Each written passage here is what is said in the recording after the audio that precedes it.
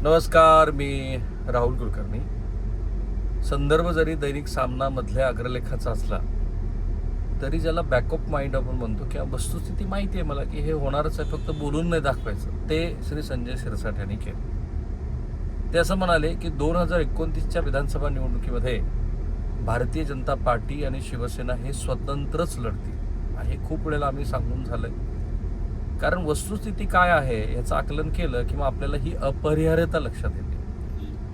अर्थात या सगळ्या संदर्भामध्ये जेव्हा देवेंद्र फडणवीस यांना विचारलं गेलं, ते तर शीर्षस्थ नेते आहेत, राज्याचे मुख्यमंत्री आहेत, भाजपचे शीर्षस्थ नेते, तर ते असं म्हणाले की या संदर्भामध्ये एकनाथ शिंदे जेव्हा बोलतील तेव्हा त्या बोलण्याला काहीतरी अर्थ आहे. खरं म्हणजे पक्षाचे प्रवक्ते आहेत संजय शिरसाट, आणि त्यांनी ते जे काही वक्तव्य केलं ते काही बोलण्याच्या ओघात केलं नसेल. पक्षात चर्चा होत असणार आहे, आपल्याला भारतीय जनता पार्टी अडचणीत आणते आहे असं एकनाथ शिंदे यांचं जर काही म्हणणं असेल तर ते कुठेतरी नोंदवलं गेलं असेल. कारण बघा, विधान परिषदेच्या निवडणुकीच्या निमित्तानं दोनही तिकीटं जी दिली एकनाथ शिंदेने ती फार जाणीवपूर्वक विचारपूर्वक दिलेली आहे, राईट. सो जाणीवपूर्वक कुठं दिली आहे? एकतर नीलम गोऱ्हे यांचं बघू आपण. नीलम गोऱ्हे यांना जी उमेदवारी दिली तर त्या डायसवरती होत्या की ज्या डायसमधनं त्यांनी तुषार दोशींना, की जे साताऱ्याचे SP होते, त्यांच्या निलंबनाचा आदेश दिला,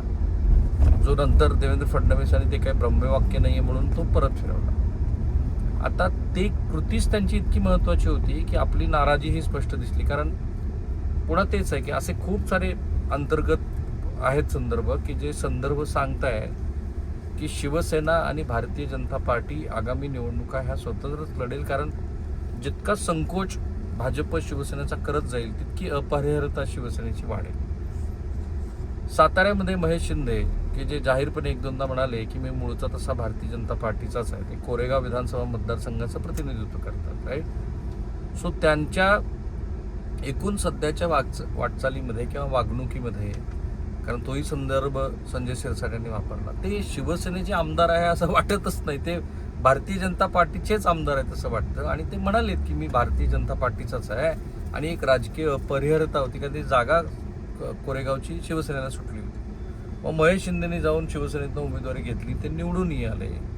आणि ज्या वेळेला जिल्हा परिषदेमध्ये राष्ट्रवादी काँग्रेस आणि शिवसेना अशी एकत्रित आली तेव्हा भाजपला वगळून तिथे राष्ट्रवादी काँग्रेस आणि शिवसेनेची सत्ता जिल्हा परिषदेमध्ये बनली असते.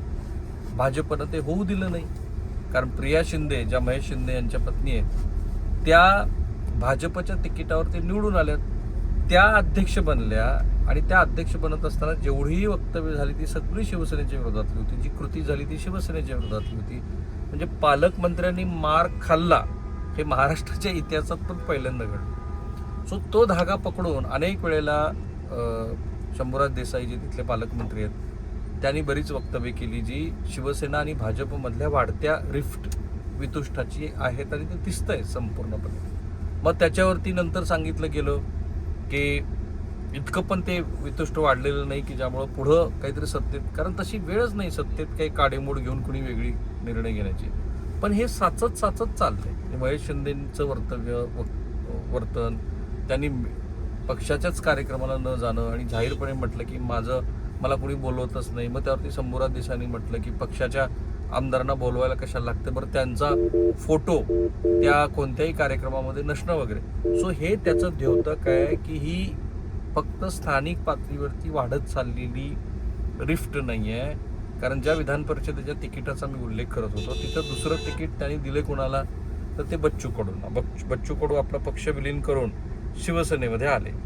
आता बच्चू कडू आले तर आत्तापर्यंतची बच्चू कडूंची भाषा बघा, ती आक्रमक भारतीय जनता पार्टीच्या विरोधातली. म्हणजे आता शेवटचं जे आंदोलनाची त्यांनी घोषणा केली होती ते पण आंदोलन शेतकऱ्यांच्या मुद्द्यावरती, हे भाजपच्या विरोधातल्या केंद्रीय कृषी मंत्र्याच्या विरोधातलं होतं. म्हणजेच शिवराज सिंग चौहान यांच्या विरोधामध्ये 9 ऑगस्टला ते करणार होते. आणि हे हळूहळू वाढत जाईल, कारण बच्चू कडू यांचा जो प्रवेश आहे शिवसेनेमध्ये, तो जसा विदर्भामध्ये एक चांगला नेता आपल्या पक्षाला मिळावा, तसाच तो भारतीय जनता पार्टीच्या आगामी राजकारणाला शह देण्याच्या दृष्टीनं केलेलं हे उघडपणे दिसतं आहे.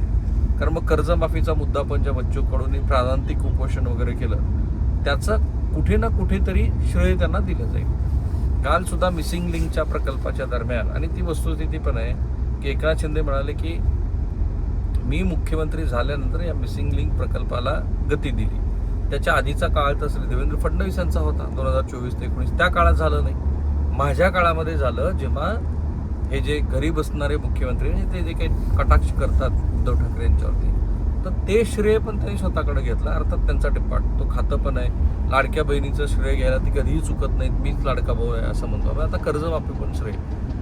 मला सांगायचं या निमित्ताने असं आहे की संजय शिरसाट यांनी जे काही वक्तव्य केलं ते असं सहज बोलून गेलो वगैरे असं नाही आहे. जरी देवेंद्र फडणवीस त्याला फार महत्त्व देत नसले तरी ही चर्चा एकनाथ शिंदे यांच्या शिवसेनेमध्ये प्रत्येक आमदाराच्या पातळीवरती आहे की 2029ची विधानसभा निवडणूक ही आपल्याला स्वतंत्रच लढावी लागणार आहे. आणि त्याच्यातनंच असं दिसतं आहे की अशा पद्धतीची वक्तव्य येतात. आता एक होऊ शकतं, म्हणजे आणखीनच उदाहरण द्यायचं झालं, एक अशी कुठली तरी जागतिकता की जागतिकतेमुळंच हे पक्ष पुढची निवडणूक एकत्रित लढतील. एक जागतिकता मुंबई महापालिकेची. मुंबई महापालिकेची सत्ता शिवसेना आणि भाजप दोघांनाही राखायची होती. कारण उद्धव ठाकरे यांना कुठल्याही पातळीवरचं बळ मिळवून देणं म्हणजे त्यांच्या पक्षाला काही प्रमाणात का असेना पण आर्थिक रसद मिळवून देणं. बरं, पुन्हा इतका 70-80 हजार कोटी रुपयाचा अर्थसंकल्प असलेली मुंबई महापालिका ही जर उद्धव ठाकरे यांच्याकडे गेली असती तर काही प्रमाणामध्ये का असेना पण त्यांच्या पक्षाला निश्चित बळ मिळालं असतं. त्या विजयाचा विधानसभा निवडणुकीच्या दुःखावरती जे काही दुःख सगळ्या महाविकास आघाडीच्या नेत्यांना झाले, थोडीशी फुंकर पडली असते.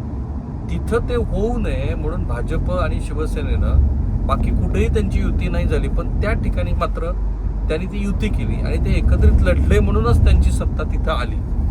अशी जर अपरिहार्यता महाराष्ट्राच्या राजकारणामध्ये पुढं कदाचित आली तरच ही शक्यता आहे की दोन पक्ष एकत्रित येतील. अन्यथा जी काही वाटचाल सुरू आहे, कारण आणि कुठलाही राजकीय पक्ष, भाजपला नावं तरी का ठेवायची, कुठलाही राजकीय पक्ष आपला मित्रपक्ष असतो आणि तो जर आपल्याच मतामध्ये वाटेकरी असेल तर त्याला बाजूला सारून आपली सत्ता मिळवण्याचा प्रयत्न करतो. 2029मध्ये तर भारतीय जनता पार्टीला अगदी गुजरातसारखं यश महाराष्ट्रामध्ये अपेक्षित आहे. जर खरोखर बंगाल त्यांच्या ताब्यामध्ये गेला भाजपच्या तर तिथं 40 लोकसभेच्या जागा आहेत. 3ऱ्या क्रमांकाचं राज्य हे बंगाल आहे. प्रथम क्रमांकाचं 80 जागा असलेलं 72 जागा असलेलं राज्य उत्तर प्रदेश, 48 जागा असलेलं राज्य महाराष्ट्र आणि 3ऱ्या क्रमांकाचं राज्य बंगाल.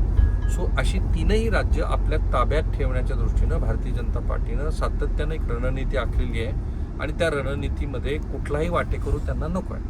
त्यामुळे दोन्ही पक्षाचं हे रिअलायझेशन आहे. खूप लवकर झालं ही चांगली गोष्ट आहे त्यांच्यासाठी पण, की 2029ची निवडणूक ही सगळ्याच राजकीय पक्षांना विजवी ॲटलिस्ट शिवसेना आणि भाजपला तरी स्वतंत्रपणेच लढायची. कारण हे दोनच राजकीय पक्ष असे आहेत की ज्यांच्या मताचा टक्का हा एकमेकांशी जोडला गेला आहे.